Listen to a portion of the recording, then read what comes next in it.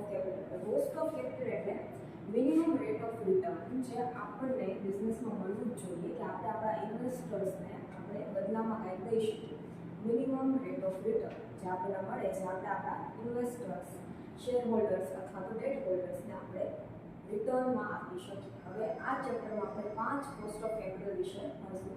સૌથી પહેલું છે cost of equity share capital. Equity શેરને આપણે શું આપ્યું? ડિવિડન્ડ આપ્યું. એનું સૂત્ર બનશે KE એટલે cost of equity share capital is equal to D/NP * 100. હવે D એટલે થશે ડિવિડન્ડ રેટ, NP એટલે થશે માર્કેટ પ્રાઇસ. એવી જ રીતે કોસ્ટ ઓફ ઇક્વિટી શેર કેપિટલના બે સૂત્ર છે. જ્યારે ગ્રોથ આપ્યું હશે ત્યારે ખાલી પ્લસ ગ્રોથ કરવાનું રહેશે, D/NP પ્લસ ગ્રોથ. G એટલે ગ્રોથ રેટ. નેક્સ્ટ સેકન્ડ છે કોસ્ટ ઓફ કેપિટલ જે છે cost of redeemable preference share capital. Preference શેર્સને પણ આપણે શું આપ્યું? પહેલામાં ડિવિડન્ડ આપ્યું. એનું સૂત્ર બનશે KP એટલે preference redeemable preference share capital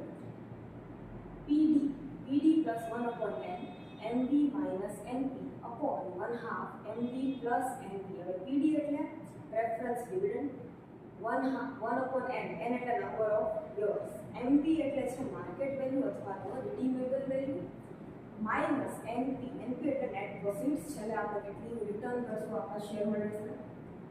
આ આપણું સેકન્ડ સૂત્ર બનશે. થર્ડ છે cost of debt capital. Cost of debt કેપિટલને ડિનોટ કરીશું KD થી. એનું સૂત્ર થશે I/NP * 1 - T. I એટલે ઇન્ટરેસ્ટ જે આપણે ડેટ હોલ્ડર્સને આપશું, અપોન NP એટલે નેટ પ્રોફિટ્સ અને T એટલે ટેક્સ રેટ. ફોર્થ જે કોસ્ટ ઓફ કેપિટલ છે કોસ્ટ ઓફ રિટેન્ડ અર્નિંગ, જેને આપણે ડિનોટ કરશું KR થી. એનું સૂત્ર બનશે KE 1 - TP * 1 - F. KE એટલે cost of equity share capital તમને આપશે સમમાં. હવે TP એટલે થશે પર્સનલ ઇન્કમ ટેક્સ અને F એટલે છે ફ્લોટેશન કોસ્ટ.